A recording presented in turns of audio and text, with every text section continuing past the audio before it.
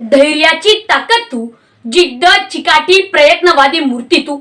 आयुष्यात हार तर कधी मांडलीच नाहीस तू. ध्येयाची उंच शिखरे गाठण्यास सज्ज झाली तू. विकलांगता आली तुझ्या जीवनी तरी त्यावर पाय ठेवून उभी राहिलीस तू. सकारात्मकतेने स्वप्न सत्यात उतरवून जगासमोर आदर्श प्रेरणा ठरलीस तू. तुझीच प्रेरणा माझ्या आयुष्यात लाभली, अशी माझ्या आयुष्यातील प्रेरणा ऊर्जा देणारी स्त्री म्हणजेच अरुणिमा सिन्हा. नमस्कार, मी प्रणव शशिकांत जाधव. अर्थातच आपणासमोर विषय मांडतोय माझ्या आयुष्यातील प्रेरणादायी स्त्री अर्थात अरुणिमा सिन्हा. मंडळी, तसं म्हटलं तर प्रत्येकाच्या आयुष्यात प्रेरणा आदर्श कोणीतरी असतंच. या महाराष्ट्राच्या भूमीत अनेक नवरत्नांनी जन्म घेतला आहे. मग त्यामध्ये राष्ट्रमाता राजमाता जिजाऊ माँसाहेब असतील, क्रांतिज्योती सावित्रीबाई फुले असतील, अहिल्यादेवी होळकर असतील, यांचं जीवनचरित्र वाचताना माझ्या वाचनात अरुणिमा सिन्हा यांची संघर्षमय कहाणी आली आणि माझ्या आयुष्यातील प्रेरणादायी स्त्री बनल्या त्या अरुणिमा सिन्हा. मुळात प्रेरणादायी स्त्री म्हणजे तरी काय हो, तर इतरांना प्रेरणा देते, कार्यप्रवृत्त करते व शक्ती देते ती प्रेरणादायी स्त्री म्हणजेच अरुणिमा सिन्हा. त्यांच्या जीवन वृत्तांतापासून सुरू करणं मला गरजेचं वाटायला लागतं. तुम्ही गुगलवर शोधलं तर सापडेल अरुणिमा सिन्हा म्हणजे तीच स्त्री जी एव्हरेस्ट सर करणारी पहिली अपंग महिला. त्यांचा जन्म लखनौ पासून 200 किलोमीटर असलेल्या आंबेडकर नगर या गावी मध्यमवर्गीय कुटुंबात झाला. खेळावर अतोनात प्रेम असलेल्या कुटुंबात जन्म झाल्यामुळे लहानपणापासूनच व्हॉलीबॉल, फुटबॉल यांच्याद्वारे उत्तुंग यशाद्वारे CISF च्या माध्यमातून नोकरीसाठी अर्ज केला. कॉल लेटर आले देखील जन्मतारीख चुकली. तो घोळ मिटवण्यासाठी 11 एप्रिल 2011 रोजी पद्मावती एक्सप्रेस मधून दिल्ली ते लखनौ असा प्रवास करत होत्या.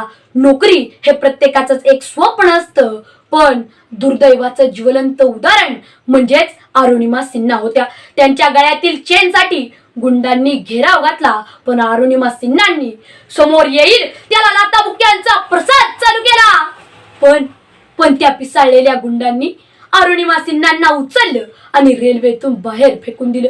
त्या दुसऱ्या रेल्वे रुळावरती पडल्या. पाठीची हाडे मोडली. पाय उचलण्याच्या धडपडीत तितक्याच वेगाने आलेली रेल्वे पायावरून निघून गेली. महिला आयोगाने सादर केलेल्या रिपोर्टनुसार तब्बल 49 रेल्वे पायावरून निघून गेल्या. रेल्वे रुळाखालील उंदीर यायचे आणि मांसाचे तुकडे काढत होते. तब्बल 7 तास मदतीची याचना करत पडून होत्या. सकाळी सफाई कामगारांनी उचललं आणि हॉस्पिटलमध्ये दाखल केलं. तिथून पुढे दुर्दैवाचे दशावतार सुरू झाले.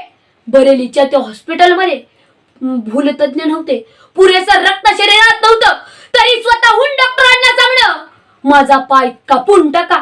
केवढं ते धाडस.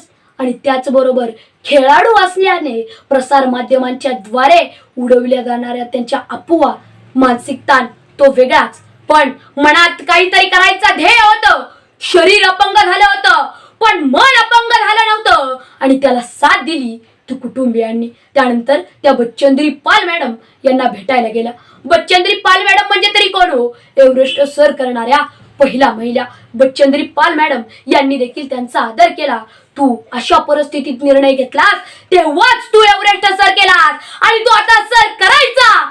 तो स्वतःला सिद्ध करण्यासाठी नेहरूगिरी भ्रमण प्रशिक्षण केंद्रामध्ये खडतर प्रशिक्षण चालू झालं. स्वतःला सुलाखून नेत तर प्रशिक्षण करत होत्या.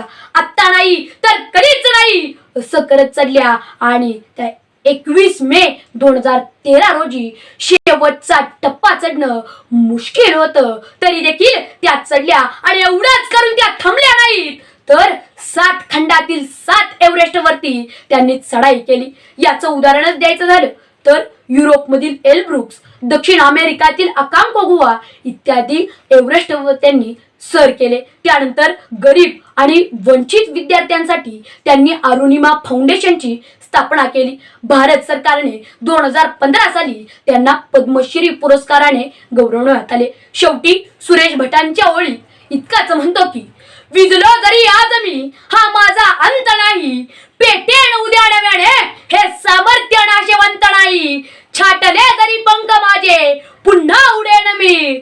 अडवू शकेल मजला अशी अजून कोणती भिंत नाही, अशी अजून कोणती भिंत नाही. मला इथे बोलण्याची संधी दिली त्याबद्दल संयोजक वायोजक यांचे आभार मानतो व माझ्या शब्दसुमनांची ओंजळ तुम्ही स्वीकारली त्याबद्दल सर्वांचा चुरणी आहे. मनपूर्वक धन्यवाद.